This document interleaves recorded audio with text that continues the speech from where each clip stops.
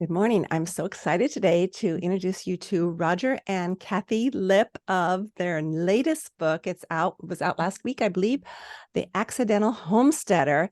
And I want you to keep listening even if you don't ever want to buy chickens or you don't have any interest in homesteading, because it's such a delightful book. Welcome, Roger and Kathi. Thank you so much, Sue. It's Thanks exciting for to have. having us. Oh, sure. We want to hear a little bit about your background, just briefly, because we have so much to talk about for your book. A little bit about your background and then how you came to become an accidental homesteader. I'm going to start with Well, you, I'll kick us Kathi. off. Yeah, go ahead. So Roger and I been married for about 13 years at the point where we're both Silicon Valley people. Roger's in high tech.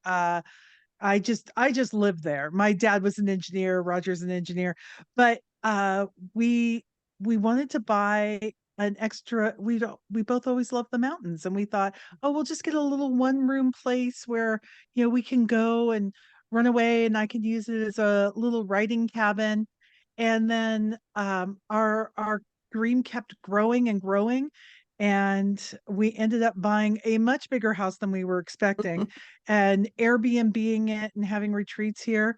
And then just a little bit before the pandemic, Roger said, "What if we lived there full time?" And Wow. now we do. And so we're in the Wow. middle of the El Dorado forest, kind of near Lake Tahoe, and we live here full time on 33 acres, mostly woods, and that that's kind of the story. What did I miss, Roger? Well, Roger, Oh man. yeah, the whole thing about 33 acres, you mentioned that in the book. So what did you think about that, taking on 33 acres?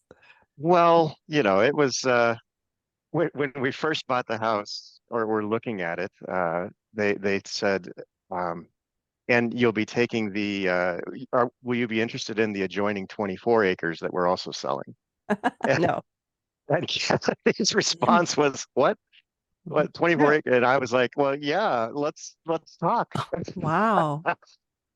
This is the So man, Sue, who said when we got married, "Just so you know, I don't mow the lawn." Ah! Like, that's why we bought a townhouse. He does not mow the lawn. Okay. And I'm Okay. like, "So you're going to manage 33 acre?" Because I wanted nothing to do with those other 24.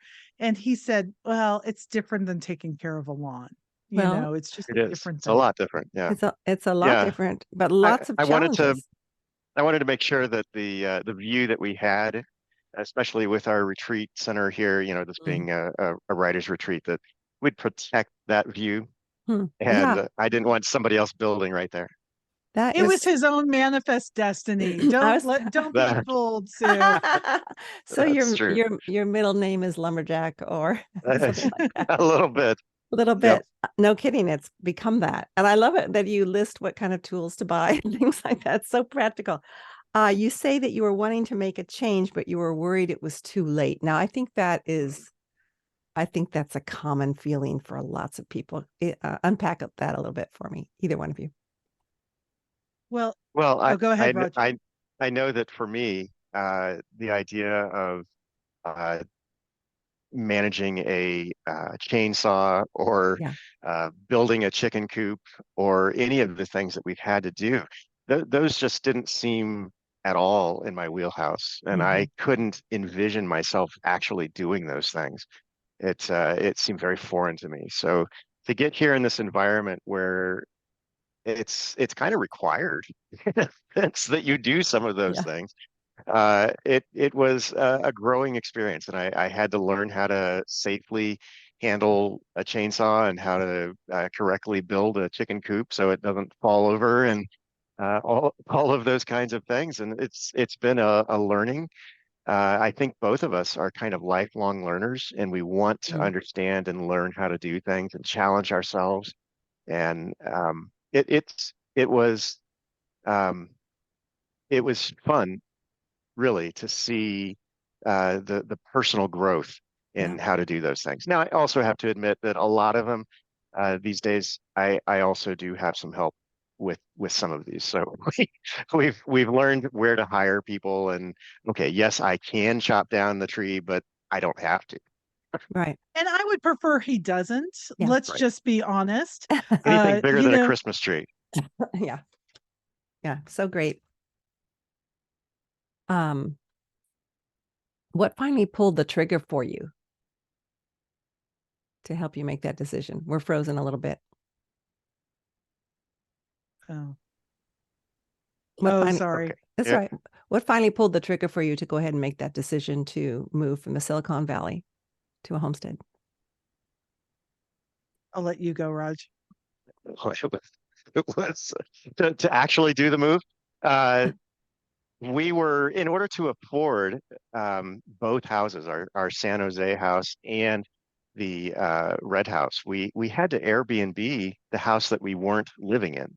Oh, So we would spend part of the year in San Jose and part of the year in the mountains, and that was going fairly well, kind of. It was profitable. We were actually more than covering the cost of the house, so that was nice. But the HOA in San Jose started to make noise about not really wanting Airbnb on their property. So rather than fight that, we decided, hey, if we have to choose San Jose or the mountains, we choose the mountains. yeah. So that's what we did. And it turns out that we packed up to move on the day that Silicon Valley shut down because Wow. of COVID. Isn't that We were interesting? we were moving on that day. Hmm. You write, when you're following God, life is never boring. I really resonate with that. I mean, I Mhm. started podcasting at 67, which is way Wow. past midlife. And it's still a shock to me that this happens most every week. And so Mhm. that's the Lord. And I don't feel, I rarely feel bored, Right. but I just love it that you did this. And I think you will inspire people who are reading the book who have nothing to do with homesteading, but just are God is prompting them. He's tugging on their hearts to do something different. Well, and let's be honest, there are a million different variations on homesteading. Yeah. You know, there's, hey, I'm going to do sourdough in my kitchen in New York City, which is a very homesteady thing to do. I think what homesteading really embodies is how much of this can I do myself? Hmm. And, you know, let's be honest, Roger and I are not full-time homesteaders. We are not, you know, our chickens are for eggs and cuteness only. Mhm. These are not meat birds. And so, you know, we've got a little flexibility in where we choose to put our homesteading and where we don't. You know, today, Roger spent most of the morning harvesting our garden. And so, you know, that's something that's fun to do. We don't hear the vegetables scream, so we're okay with it. And but I think there's so many different variations of DIY. Mm. And, you know, this translates into other things. For the book, The Accidental Homesteader, we kept trying, my publishing company kept trying to work with a company to have me come in and record the audio for the audiobook. And I, I don't know. Everybody's flaky. It just felt like that. Everybody Hmm. flaked out. And Hmm. finally I said, you know, Roger and I can do this. We've There done we this go. before. And so like I would not consider, you know, DIYing your audiobook next necessarily a homesteading skill. But let's be clear, homesteading looks very different. It involves a lot of tech these days. Hmm. And I don't begrudge something being easier just because it's easier. Sometimes, you know, we get to choose our challenges, which is Right. really lovely. And some of the hard things that we do are actually relaxing. Like I have friends who hate to bake and they'll go, "Oh, you like to bake?" And I thought, "I guess I do because I'm continually baking." But Yeah. it's restful for me and Yes. it's stressful for people who are near and dear to me. So Right. you don't put those things on other people. Now, something I wanted to bring up was on page 16. Just this whole decision process thing. This could be a whole episode just on that. But you say, "I don't know what decision, big or small, you are considering in your own life." And then you go on to say, "I think we tend to think of these decisions as one big decision that is either right or wrong, good or bad. But truly, they are 1,000 little decisions, or I would say choices even. that Yeah. are either going to change your life or not. And this has changed your life, but it was 1,000 little decisions along the way. That's what I'm hearing. What do you think, Roger? I think Kathy hit it right on the head when she wrote that.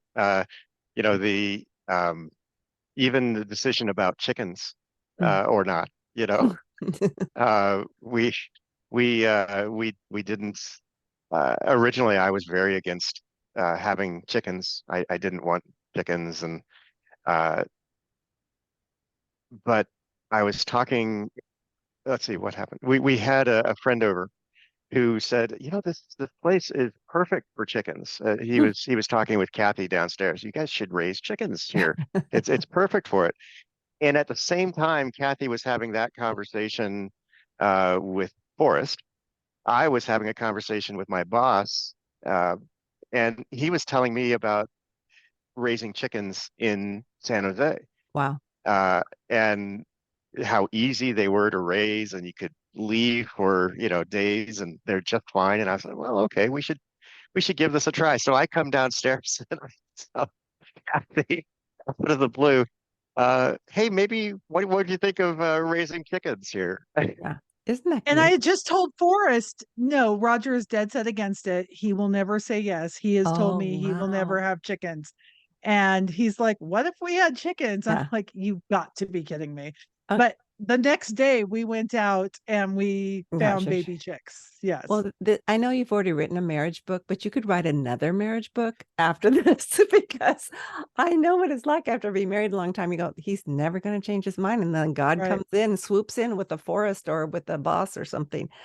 Um, One thing that you said was that we can romanticize living in the mountains. And I used to Mhm. live in Idlewild, 6,000 feet up. And I would Yeah. romanticize having one of those beautiful cabins for myself. But then, of Mhm. course, I lived through a couple winters up there too without a snowplow.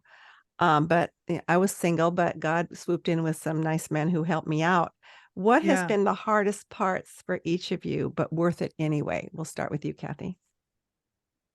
Um, it's very surprising what the hardest parts have been for me. Oh, what do you I mean? thought I thought for me it would be the isolation. It doesn't bother me at all. I can Wow. go I can go weeks without seeing another human being in the flesh, except for Roger. I Yes. would be miserable if I didn't see Roger. But Sweet. so that's really surprises me because I am definitely more of an extrovert than Roger is. But I would say the feeling a little tied to the house, like I do, whenever we want to go someplace, we need chicken sitters. We Mm. need, dog sitters. Most people need those. But it's definitely somebody to take care of it. And there are lots of people who want to come to the Red House. They may not necessarily want to come at the same time you do, and they may not necessarily want to touch chickens. Mhm. So I would say that's one of our biggest challenges here. And then the winters have been extreme, extreme. So And not I just the winters, all those fires. Yes. Well, that for sure. We had the Caldor fire start a mile and a half from our house. It's And frightening. there were about 3 weeks we didn't know, and there was definitely a week where we did not know we did not know if we had a house anymore. Mm. And so, yeah, Roger, I will say, does the heavy lifting during the extreme weather. And so it feels a little disingenuous for me to say, oh, the hardest part for me is the winter when he's out there shoveling to the Yeah. chickens. Yeah. But yeah, it's tough. It's Hmm. tough. Roger, what Yeah, about you? The I hardest part. remember a few years ago, the winter that we had, that was the real wake up call Mm. for me anyway. That winter is no joke here. We're off the main road by about a mile, and there's nobody coming that mile down the mountain to plow. Um, Wow. and it's mountain gravel road. So when there's 4 feet of snow on the ground, you're here. Mm. That that's just how it is until there's not 4 feet of snow on the ground. We Wow. do have a neighbor who will occasionally come and plow. So it's not quite that on or off, but it is challenging. And I remember the winter a few years ago. We were trapped in the house for probably a month, Wow. maybe not quite a month. You have to really like Um, each other. You have to really like each We yes, do. That's we, one of our superpowers. We do really like each other. and toward the end of that month, we lost power. Mm. And, or I guess about 2 weeks into that month, we lost power. And we were running the generator, and we didn't have very much propane to run the generator because And we were being very sparingly about it. Yeah. right, the propane company never came to refill us before winter. They So they we kept Wow. lying, Sue. They really did. They That's kept lying, amazing. it saying, was "We'll be terrible. there this week. We'll be there this week." And then we had the big storm, and they're like, "Yeah, there's nothing we can do." It was. Yeah, thanks We a have lot. since we have since switched propane companies. Sorry, Oh, go ahead, We Raj. we had 15% of our propane tank left when oh, the power went out. Uh, yeah, Yeah, so it was we were scary. in serious situation. So we were conserving, just running it a few hours a day, and we knew that would go for about 2 weeks. Um, about a week into that, the generator gives out. mm, It won't start. It's not because it's out of propane. It died fine. uh, because of a maintenance problem. Um, so what do we do? We're stuck. We can't go anywhere. We don't have power. Mm. We do have heat because we have a wood burning stove. Um, but yeah, we're melting snow on the wood burning stove in order to flush toilets. Mm. I can't tell you how much snow you need Oh my gosh. in order to get 2 gallons of water to flush a toilet. Oh my It's gosh. it's a it's a huge ratio of yeah. So it was kind of crazy.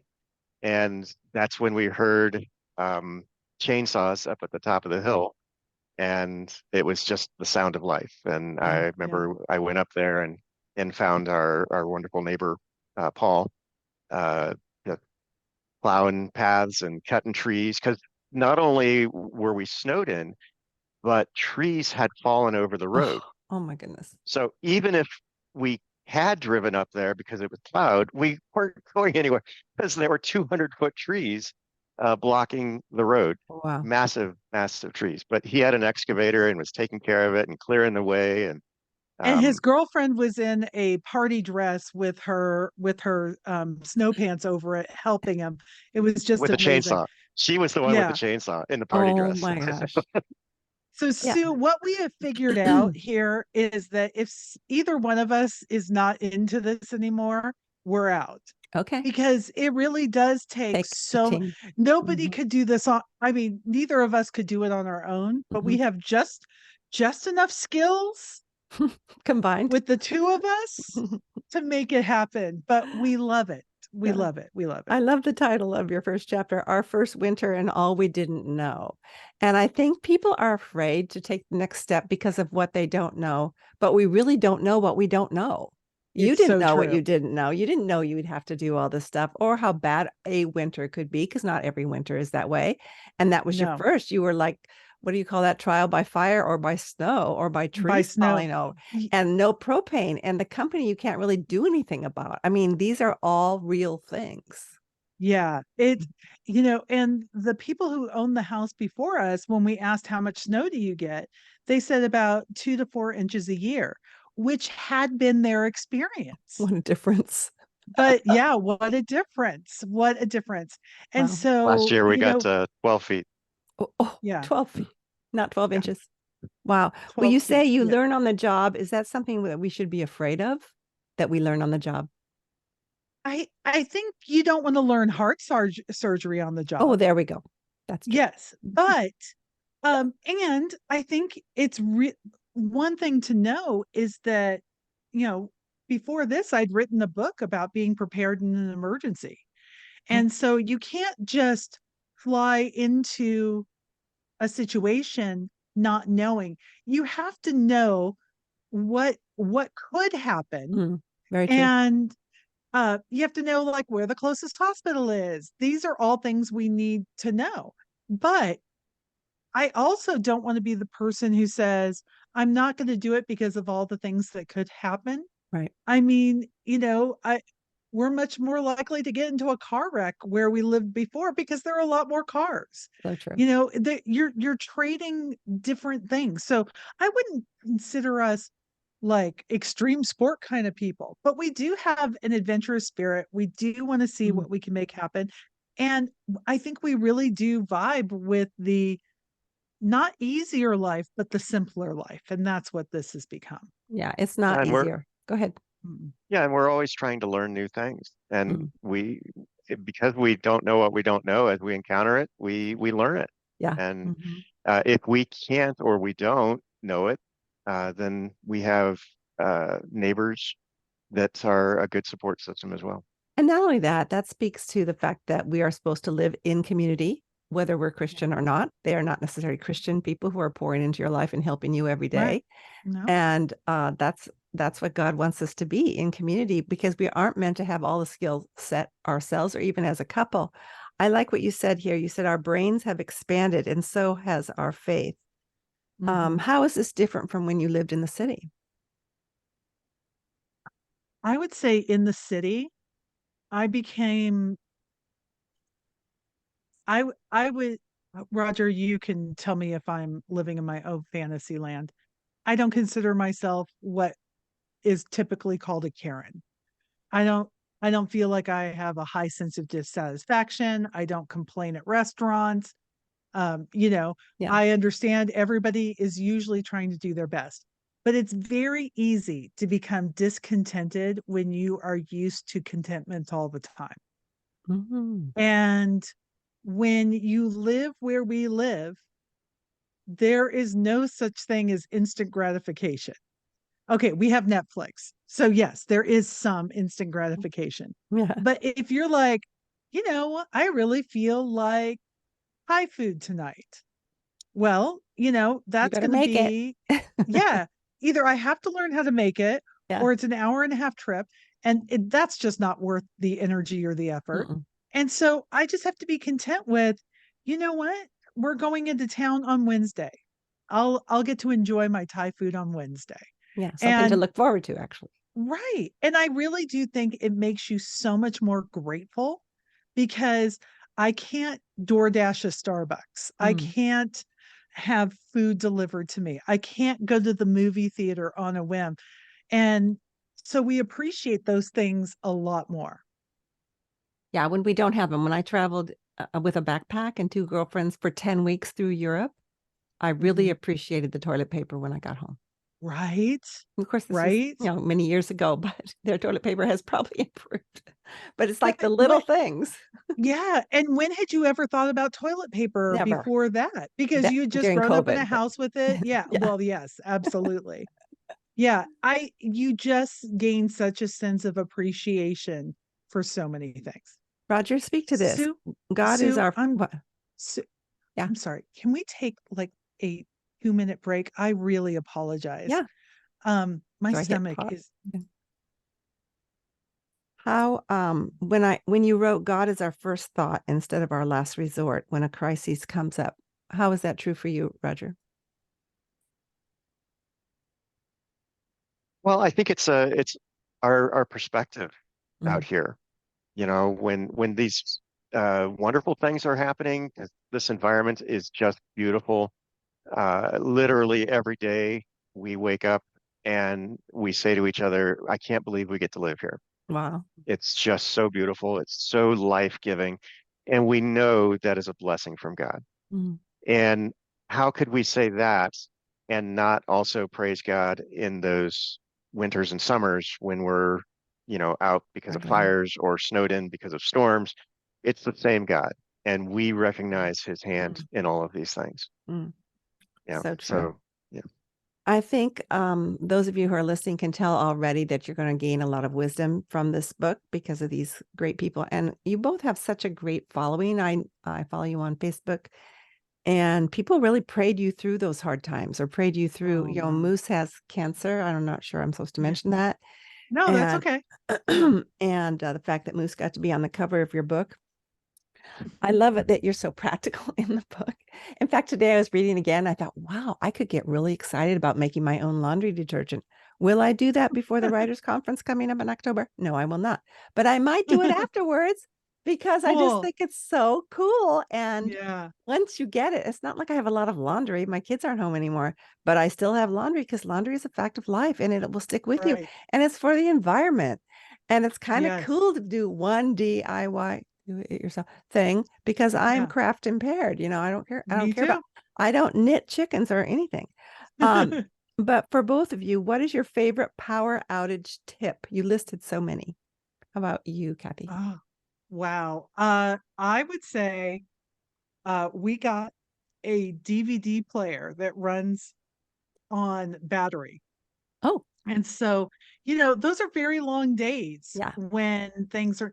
So we have a power bank where we charge everything. We charge our Oh, yeah. computers, we charge everything.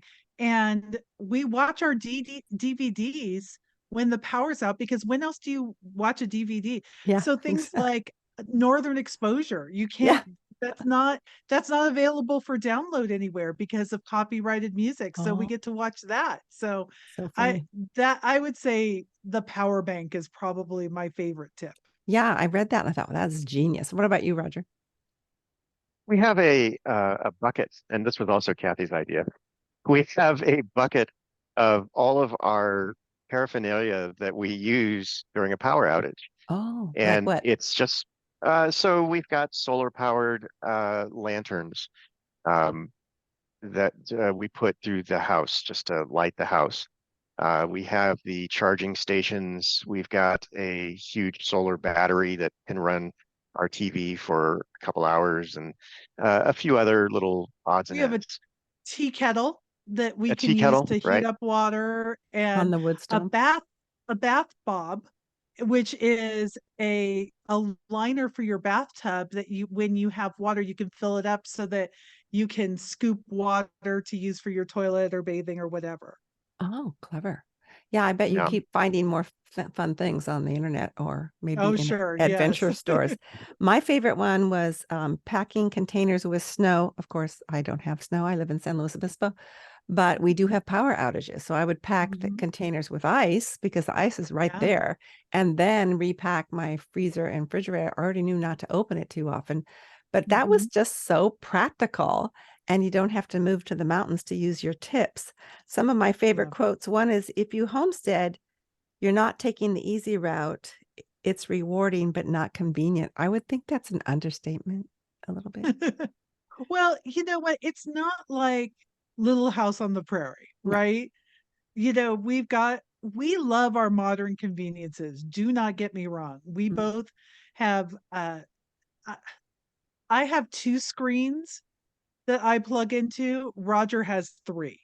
We run a podcast from here. We have three TVs in the house. Oh, We love our air fryer. We love our instant oh, me pot. too. But, so you don't have there are some people who wanna wear, what is that? The hair shirt? They Oh, yeah. want you to see how much they're Yeah. suffering. That Sacrificing. Yeah. is Yeah, that's not us. No, we love our conveniences. We have Starlink internet, but we also know how to do it when everything's taken away. Mhm. And uh, I think that there's there's something beautiful about that. I don't think we ever would have become gardeners had we not Right. moved up here. We never would have raised chickens. We have a greenhouse. We're doing things that we never thought we would do.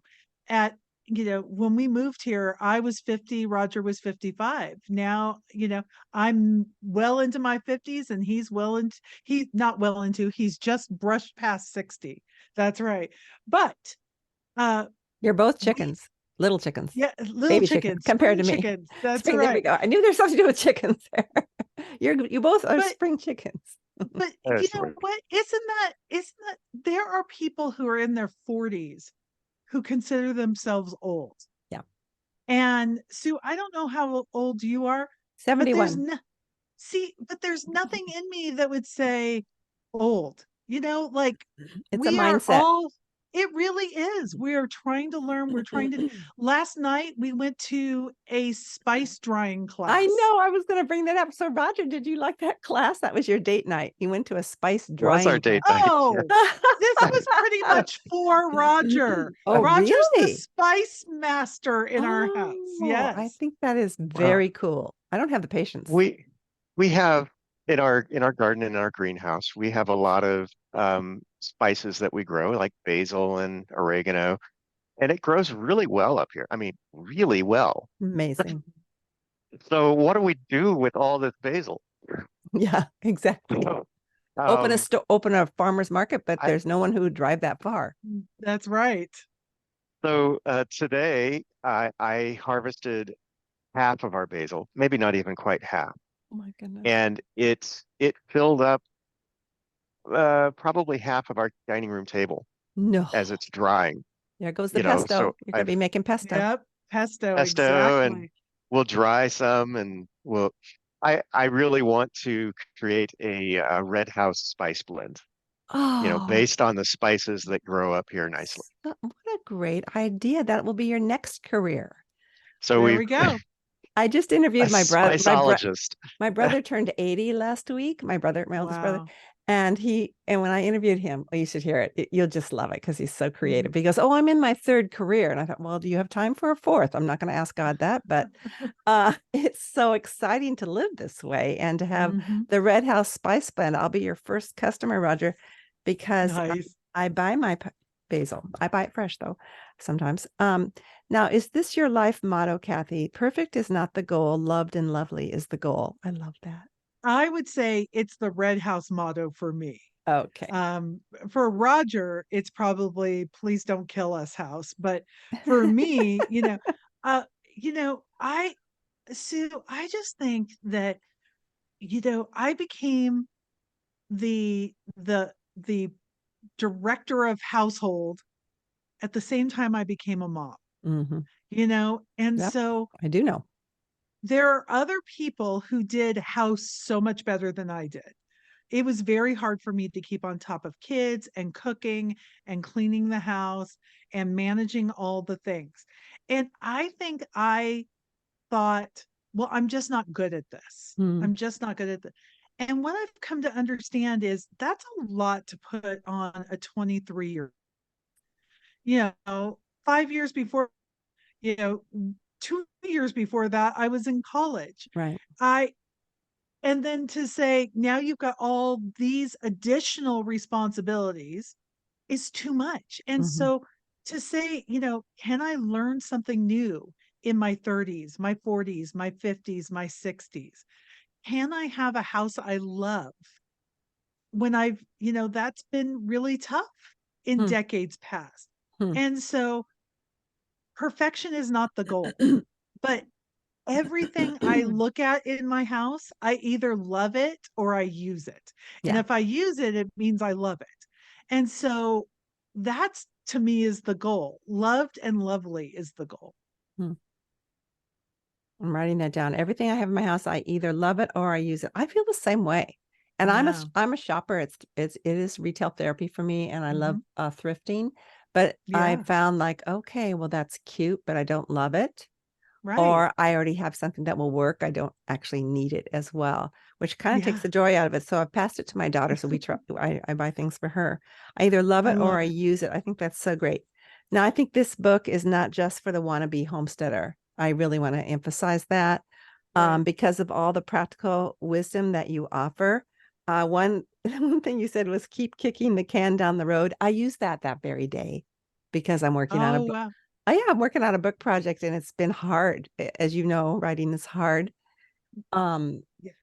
It's a simple way to make a hard living or something like that. I was quoting another writer. It's so true. And it wasn't simple that day. And I thought, I'm just going to keep kicking the can down the road. I think everybody can figure that out. That's just good advice. Some other bits of wisdom. Can either one of you give me another bit of wisdom that you've learned from homesteading? I'll let Roger think about it for a second, but there are a million people who want to teach you between TikTok, YouTube, Facebook, Instagram. Neighbors. What? Neighbors. Neighbors, yes. The class we took last night was through our local extension. Wow. So, in California, that's all run through the University of California and other places where this is going to, every state has an extension. And I mean, this place is amazing, Sue. They have learning everything from, what we went to, spice dehydration, to how to attract birds to your yard, Mm-hmm. to I picked up some flyers on creating disease in chickens. They have everything. And so my wisdom would be, there are a million people who want to teach you. Go figure out what brings you joy. Mm. What is it that you enjoy? Like, can I tell you, I really think that once I learn how to bake sourdough, it will bring me joy. This is the hardest thing that I've tried to learn up here. Now, there have been other things I've tried to learn. I'm like, oh, that was too hard and it did not bring me joy. Yeah.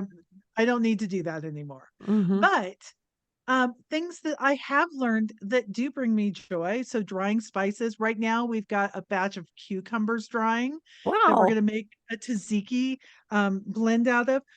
Making Cheez-Its. So that's been really Oh. fun. Growing chickens. This whole gardening experience, both in the greenhouse and in the actual garden. Uh, Bear deterrent. I don't know that that brought me joy. It brings me joy to know that bears are not eating our chickens. There are a million things that we're learning. Roger's done a ton of woodworking up here. There, there are so many ways to learn to do something that even if you just have a little stirring in you, that's what I Mm. feel like the homesteader spirit is. And it doesn't matter where you live, to say, I want to learn how to do something, even though I don't need to learn how to do it. Mm. I don't, it's just as easy and maybe cost effective to buy a table at IKEA as it is to build a table. But there's something about Of building a course. table and learning how to do that. Mm. And there's something about bringing wood in the winter and not turning on your heater. Mm. There's something about drying your clothes on the line and not running your dryer. There's just something about that that says, you know what? I'm getting a little smarter at the game. I'm No. lowering my Yeah. energy bill, or I'm eating fresher food. Mhm. The first time we made a delicious pizza in our outdoor pizza oven, total score. Mhm. Well, it's not just learning something, Kathi. I think it's the creative spirit that we're made in the image of God. And so when we Yes. do something that's creative for us, maybe not for you, it Mhm. excites us because we are living Right. out our design, our creative design. Roger, what about you? Any particular bit of wisdom or practical tip you want to leave with us? I think when we were in the city, there was so much convenience around us. Mm. If you wanted a computer table, it was easy to go buy a computer table. Um, Out here, well, okay, do I buy that computer table or do I make that computer table? It's fun. And I made both of our computer tables in Amazing. both of our rooms. And it wasn't something that I had previously done. I Mm. had no idea what I was doing. I looked it up in books and online and figured it out. So I think we can do way more than we think we can. Oh, so true. Mm. And and there's a lot of joy in doing that. Gardening. I hadn't gardened before, Mm. um, but I get so much joy out of going into that garden and working it and seeing things grow. When our sunflowers first started to grow, Mm. oh my goodness, I was over the moon. I We wore we these in your planted. honor. I wore these earrings in Look your at her honor. earrings. Oh, thank you. Yes, good. We planted several mammoth sunflowers. So these are Mm. sunflowers that grow quite tall. And all of them grew at least 10 feet tall, and one of them grew to about, I think, 14 or 15 feet. Wow. It was spectacular to see. Isn't that fun? And oh yeah, it was so wonderful. Yeah. It brought a lot of joy. And now two of them are on the kitchen table, going to dry them out for seeds. Wow. It reminds me a little bit of my husband. I always blamed it on the fact that he was from Iowa. I thought everybody from Iowa just liked to figure things out themselves rather than go pay for it. but there's a certain amount of pride and entrepreneurship and creativity and just figuring it out, whether I'd like to go call a repairman. No, no, no, no. That just doesn't happen in our house. And he Oh, usually wow. usually figures, I mean, he could take out your gallbladder too, but he likes to figure things out. And I need to just give him that freedom, you know. Right. And also we could not have afforded the remodel unless he did it himself, but he did get joy from it, you know. Yeah. And I survived because I got to, I had to go out to eat at least every 2 weeks. That was the only way I could Nice. survive when there was no heat. Yes, Um, absolutely. there's so much we could talk about this, but I want to close with this. One of my favorite sections is soup is a way of life, because I'm a cook and I'm into I know. hospitality and Yeah. into sharing whatever I cook or whatever. And I made your interpretive soup yesterday because I had some very slippery cabbage and carrots. Yes. But Yeah. it made so much I had to put half of it in the freezer. But I am having company Awesome. next week for lunch, and that will serve. Perfect. Plus, it helps me lose weight because soup is so healthy. Soup is so great. So that whole section, you list 7 benefits, and they're all great. But they'll make me cry if I read them all. But tell us the story of how you came about that, because you cook on Saturday, and I know your next book is about Sabbath, and I can't wait to talk to you about that Yeah. if I'm still Yeah. podcasting. So I don't hope you worry, are. it'll happen. But You, tell me the story of soup and your neighbor. Wasn't it something about him helping you and you gave him soup as a gift or something? there are a couple of different soup stories, but Okay. our neighbor who came with the plow, Oh. to get us out. And I mean, really, I don't know what we would have done. Mm. And, we were crying when he came with that. And then, so I just started bringing him soup. And he's a bachelor, Mhm. and he doesn't live up here full time, although he's transitioning to living here more. And I just brought him soup, and soup is the easiest thing to make a little bit more of. Yes. It's so easy.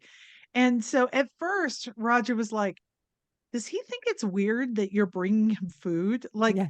Yeah. it just, and, we don't do that in San Jose. We don't, Roger didn't do that in Florida, but we just now about once or twice a week just bring him food, and there's almost always soup in the mix. Mm. And we just had a party for the book Yeah. at we invited some friends who are local, and we of course invited him.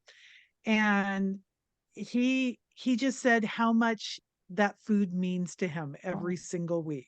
Mm. And the other thing that the reason I've really started to cook on Fridays and Saturdays is because I realized everybody gets a Sabbath except for the cook. Yeah. The cook doesn't get a Sabbath. That's me. And right. But if I cook on Friday and Saturday, then Sunday I get to have a Sabbath. Mhm. So it was just a matter of looking at that work in a different kind of way. Mm.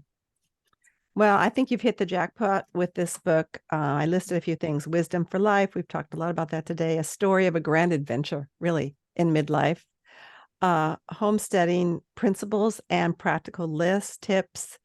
You're funny. I mean, even the chapter Oh, titles are funny. I mean, I am afraid of my cast iron skillet. It's too heavy. right. Most people are. I have a friend who's really good at it. So when she comes, she'll use mine. Like, where is it? I think I have one. But that just the chapter title is engaging. It's inspiring, and photography. Aren't you glad you had photographs? It made such a Oh, difference. Yeah. And amazing. plus recipes. I mean, I'm partial to recipes. Is this your legacy, this book, you think? Or how has it fleshed I, out your legacy that you already have? it's interesting. My most popular book was about marriage. Mm-hmm. My most influential book was about clutter. Yes. And this feels like the natural progression of that. Mm-hmm. A good marriage, learning to live lighter in our life. And this is the life that we want. Mm. And, we've had several hard things happen up here, Yeah. between the winters, and there was a point where Roger was really, really sick, Mm. and we didn't know what was going on with Oh, him. yeah. I remember And that. very, very scary for us. But uh I just I think between this and the next book about Sabbath soup and taking rest, um, there has become a rhythm and a routine to our lives that is just life-giving. Mm.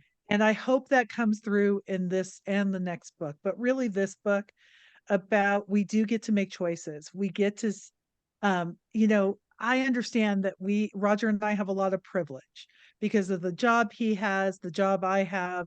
There are many things that contribute to our privilege. But I pray that every day we learn to steward that Mm. well, Mm-hmm. and that we can live a life of abundance where we are caring for other people well. And I really feel like that's what this book is about us caring for others well and recognizing how we've been cared for Mm. and just our gratitude for that. One question I haven't asked, and I'll leave it for Roger. What do your kids think of all this? Most of them think we're kind of crazy. That's all right. Par for the We, course. yeah, we've got two that are a little more connected to this kind of environment. Mm. So my son comes up um, uh, for meteor showers.